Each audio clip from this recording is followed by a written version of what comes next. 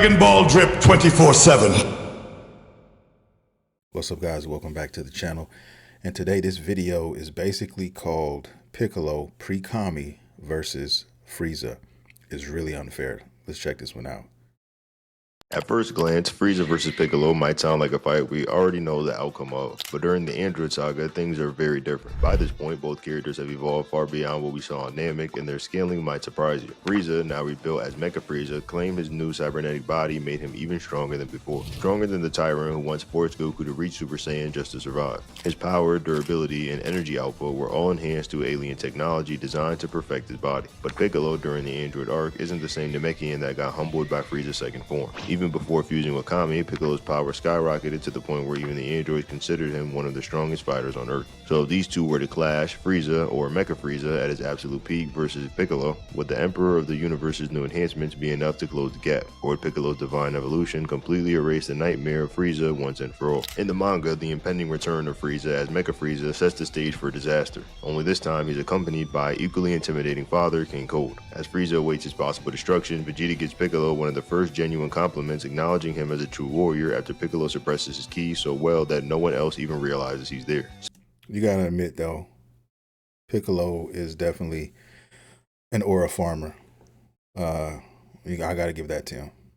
Soon after, the classic Mecha Frieza and King Cold vs. Super Saiyan Trunks encounter unfolds. However, there's an often overlooked detail. Frieza declares himself the strongest in the universe right in front of King Cold, and interestingly, King Cold doesn't dispute it. This silence implies that Frieza really is stronger than his father. Even so, King Cold is no pushover. He's confident enough to think he could assist in a fight against the Super Saiyan Goku rather than being instantly obliterated. It's worth remembering that on Namek, the entire premise of Frieza's battle with Goku centered around Frieza's ego and his obsession with being the universe's most powerful being. If King Cold could simply transform and defeat Frieza with ease, Frieza likely wouldn't have been so fixated on that title, even if he'd still resent losing to a Saiyan. After Trunks delivers one of the most iconic introductions in Dragon Ball history, we learn that Piccolo has been training relentlessly ever since day one. This reinforces a recurring detail in Dragon Ball, which fighters often suppress their ki and operate at a casual level until they're ready to attack. This would also explain many of Piccolo's earlier power readings throughout the series. We also see Super Saiyan Goku easily blocking Super Saiyan Trunks' sword slashes, even though he kills Frieza moments later with a single finger, a detail that becomes significant later. Goku also notes that Trunks wasn't going all out in their sparring. Another interesting note is that Piccolo, standing over a mile away, can hear every word of their conversation. Finally, in the Viz translation, Trunks mistakenly refers to androids 17 and 18 as 19 and 20,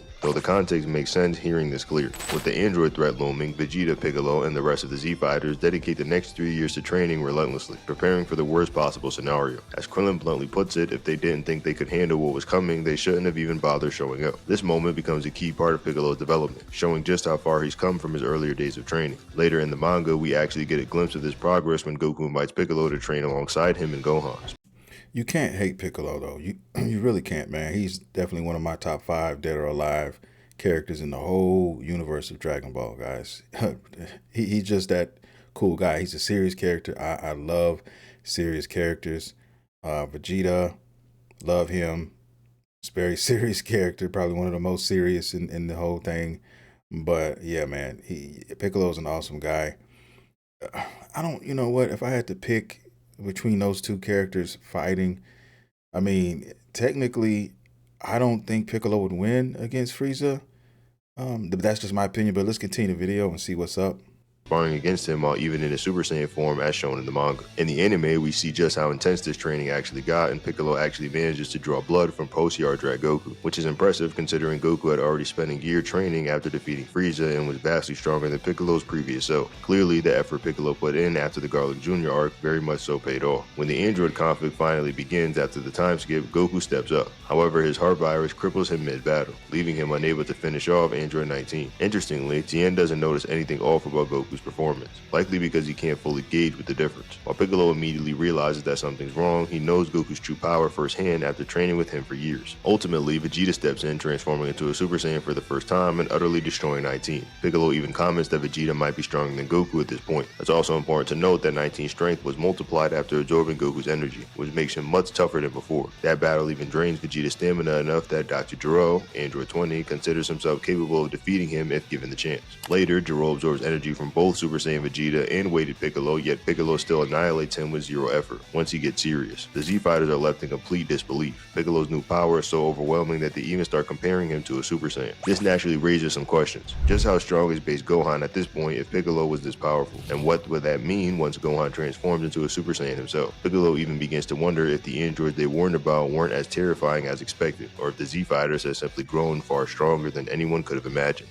See, I don't understand this because he's talking about Frieza, who's supposedly stronger, Mecha Frieza, who's supposedly stronger than, Frieza in his final form, even stronger than his 100% form. If I'm getting this correct, guys, correct me if I'm wrong. But that was Piccolo after he merged. No, wait, did he say Kami? I'm tripping, forgive me. I'm thinking about Nails, not Kami. My bad, guys. Damn, what a dumbass. Now, when talking about Frieza, let's begin with the version that most fans remember, his initial form, calmly seated in a hovering pod executing Nameks with effortless precision. According to official sources such as Daizenshu, Frieza's first form has been listed at a power level of 530,000. This number is significant. Not only is it the highest scouter confirmed figure at that point in the story, but it completely dwarfs the strength of every Z fighter on Namek. To put it into perspective, Captain Ginyu, the most powerful member of Frieza's elite squad, caps out at 120,000. Post Sengai Vegeta reaches somewhere between 250 and 300,000. In this state, Frieza effortlessly dominates Vegeta, Krillin, and Gohan without breaking a sweat. He isn't trying, he isn't powering up, just casually dismantling them as though it's a game. It's also worth noting that Frieza's fighting style is rooted in control and superiority. He prefers to humiliate his opponents while remaining composed, choosing to fight in his weakest form as a way to assert dominance. Despite Vegeta's repeated Zenkai boosts throughout the arc, Frieza never once considers him a real threat, highlighting just how vast the power difference truly is. And this is only the beginning. When Frieza evolves into his second form, the entire tone of the battle shifts. For the first time, the heroes experience genuine fear. Unlike the calm arrogance of his earlier state, this form is far more aggressive and expressive. Man, I remember when I first saw that episode, when he got Krillin with the horn. I mean, I couldn't believe it, man. I can't remember how long, that was years, so many years ago, 20 plus easily. Maybe 25, something like that, something crazy. But I remember seeing that for the first time and just remembering, that's when Frieza became my favorite character. I think at that moment is when he became my favorite character, favorite villain, I'd say. And what the one before that was when he took out the Namek child or whatever. When that was crazy. I was like, wow, them boys is not playing. Sign that Frieza is finally beginning to take things seriously. He declares his power has doubled. If we assume he was fully utilizing his first form's potential at 530,000, that would place him at around 1.06 million. However, since he likely held back before, many estimate his power were closer to 1 to 1.2 million. Frieza's transformation shakes the very planet, the ground fractures, and shockwaves tear through the landscape. The violent winds erupt. It's visual shorthand for the massive escalation in power we're witnessing. His cruelty also intensifies. One of the most infamous moments of the arc occurs when he impales Krillin on his horn and tosses him aside, a chilling demonstration of his sadism. Even Gohan's desperate-fueled rage outburst only manages to stagger Frieza briefly before he recovers unfazed. The message is clear. The gap between the heroes and Frieza has grown insurmountable, and the nightmare is just beginning. The key takeaway here is that Frieza is still toying with his opponents. Only now he's doing so with far greater power. He doesn't appear truly pressured until Piccolo begins to push him, and even then, Frieza hasn't transformed out of necessity. At this point, it's still just a display of dominance rather than a genuine fight. Many sources and fans suggest that second form Frieza could reach as high as 1.5 million, especially if he was suppressing his strength early on. Still, a more conservative range is 1.1 to 1.2 million, which fits the narrative best with the power scaling presented. Then comes Frieza's third form, which is arguably his most disturbing transformation in both design and demeanor. This form is monstrous, his skull stretches back, and his features become razor sharp. His entire presence exudes alien malice, clearly influenced by classic sci-fi horror aesthetics like Xenomorph, and his combat style reflects that same chaotic energy. Where his second form was still measured and strategic, this one is sheer savagery. Frieza shrieks wildly, unleashes relentless energy barrages, and attacks with a brutality that feels almost sadistic. While there is no official number tied to the transformation, the character makes it clear that Frieza's power surges dramatically once again. Piccolo, who had managed to hold his own against the previous form, is instantly overwhelmed here. But all of this pales in comparison to what follows, which is final form Frieza. The monstrous exterior appears, replaced by a sleek, elegant figure. Man, I remember watching the original Dragon Ball Z, not Kai, which I'm currently watching now, but how long did it take for that transformation? It seemed like it took a couple episodes. Correct me in the comments if I'm wrong, but how many episodes? Did it take more than one episode? I think it took more than one episode for him to get this transformation, man. The transformations took forever. Some of these, some of the power ups was crazy as well. So if I appreciated anything about Dragon Ball Z Kai, it was that they cut out a lot of that, right? And I'm still watching. I think I'm just approaching the Frieza saga right now. So I watched it up until about this time before I stopped and just stopped watching for whatever reason. So now I said, you know what, I'm gonna watch it again, and then this time I'm gonna watch the complete whole thing of Dragon Ball Z Kai because I want to see everything that's changed, what was missing, a lot of the fat, a lot of the fodder. But yeah, I remember that transformation took forever. Radiating quite confidence. His transformation isn't about intimidation, it's about control, refinement, and deadly precision. In this form, Frieza's demeanor changes entirely. He doesn't yell or overexert himself, he stands calm, collected, and barely moving, yet utterly in command. Despite Vegeta receiving several Zenkai boosts, he's completely outmatched. Vegeta unleashes his full might, hurling attacks and bravado alike, but Frieza deflects everything with casual ease. Arms crossed, smiling faintly, effortlessly, and maintaining his superiority. Even now, it's implied that Frieza is still holding back significantly. Most underestimate this restrained version of his final form, somewhere between 3 million and 20 to 30 million, depending on how serious he's fighting at any given moment. When Goku finally arrives, the battle intensifies. Goku pushes himself with Kaioken times 10 and even Kaioken times 20. I remember when Vegeta was fighting him at first, and Vegeta thought that he had enough of a Zenkai boost to where he could push himself to go Super Saiyan, or at least close to it, and he was challenging Frieza, right? At first, I thought he had a chance. And I became a Vegeta fan probably when he got into it with the Ginyu Force. Like right around that time. I really liked him when he fought, when he was on Earth with him and Nappa.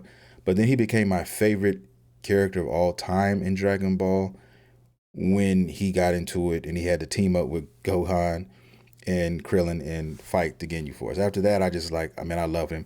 Really, after he killed Berta, like when he came down on his neck with that knee, the savagery right there, and I was like, okay, this dude is crazy. Also, the fight that he had with Zarbon, the two fights he had with Zarbon was crazy. So right around that time is when he became my favorite all time, and I was just riding with Vegeta the whole way through, right, no matter what. So I remember when he fought Frieza and when he shot that beam at him and Frieza just kicked that shit like a soccer ball, man. And then Vegeta almost knew it was over to the point where he was almost crying. Like he knew it was the end, man. Like there's so many epic moments in Dragon Ball Z, it's why it's the favorite of mine in the whole series.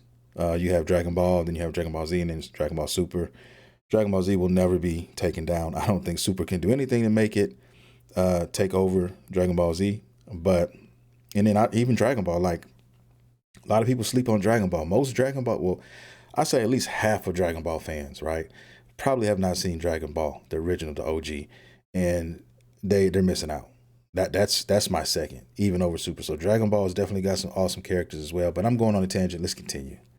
Yet Frieza continues to overpower him. Goku eventually channels a massive spirit bomb, gathering energy from across Namek, and while it hurts Frieza, it doesn't defeat him. He rises from the explosion, battered, but alive and furious. For the first time, Frieza stops holding back. He announces that he'll fight at 100% power, and the transformation that follows is pretty explosive. His muscles expand, veins bulge, and his energy flares violently across the battlefield. This isn't the composed, efficient Frieza we've seen before, it's raw, unleashed power. Although there are no official scouter readings at this level, both Goku Super Saiyan Performance and guidebook data constantly place Frieza's 100% power at 120 million. This marks the peak of Frieza's might and the absolute weight of his strength before the tide of the battle finally turns. Now, when comparing Piccolo to Frieza, it becomes evident that even before his fusion with Kami, Piccolo had already far surpassed Frieza's power level. From a narrative standpoint, Mecha Frieza served as the initial benchmark for the Z fighters after the Namek saga, a power level that upcoming androids were expected to surpass easily. In fact, the androids were hyped to be strong enough to defeat Trunks just as effortlessly as Trunks had defeated Frieza. Piccolo had already exceeded Frieza's strength. There would have been no logical reason for him to feel confident about facing the androids at all. It's also worth noting that Piccolo trained alongside Goku for 3 full years in preparation for the android's arrival. In the manga, he's even been shown sparring with Super Saiyan Goku during this time, implying that he was capable of keeping up with him to some degree. Considering that only after a few days of training on King Kai's planet back in the Saiyan saga, Piccolo managed to exceed what Goku achieved there in an entire year. It's completely reasonable to assume that 3 years of focused training with Goku would elevate his power to a tremendous new level. This growth is entirely demonstrated when Piccolo faces Dr. Gero. Despite Gero having absorbed energy from both Vegeta and Piccolo himself, Piccolo still dominates him with little effort. This version of Dr. Gero will logically be far stronger than Android 19, the same android who was able to overpower a heart virus affected Goku. Keep in mind that even while suffering from the early symptoms of the heart virus, Goku still managed to impress Tien, who had previously sensed the power of Yardrat Goku, a version of Goku strong enough to one-shot Frieza with a single finger. Taking all of this into account, it's undeniable that by the time of the Android saga, Piccolo could have effortlessly defeated Frieza without breaking a sweat. The gap between them wasn't close. Piccolo had long since moved past that level of power.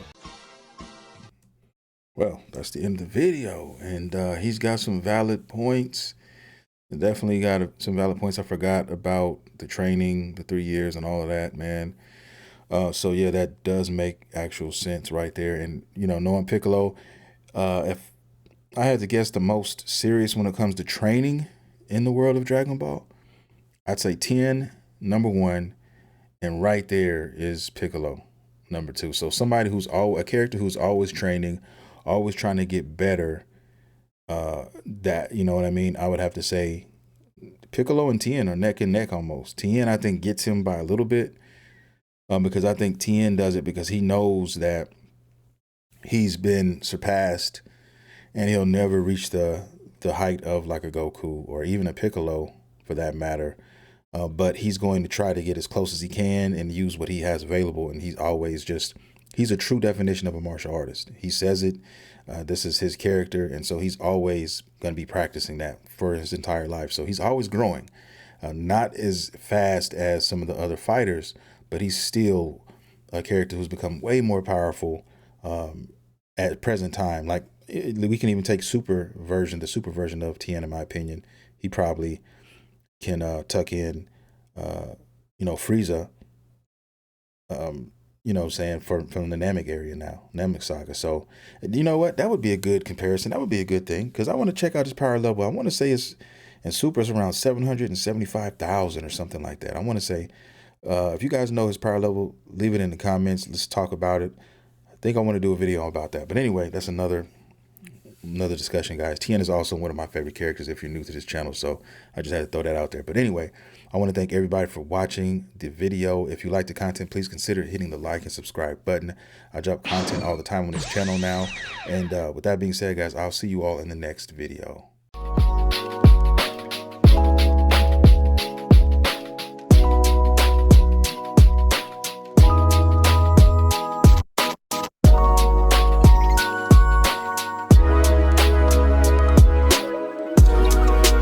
If you want more content like this, hit the damn like and subscribe button then.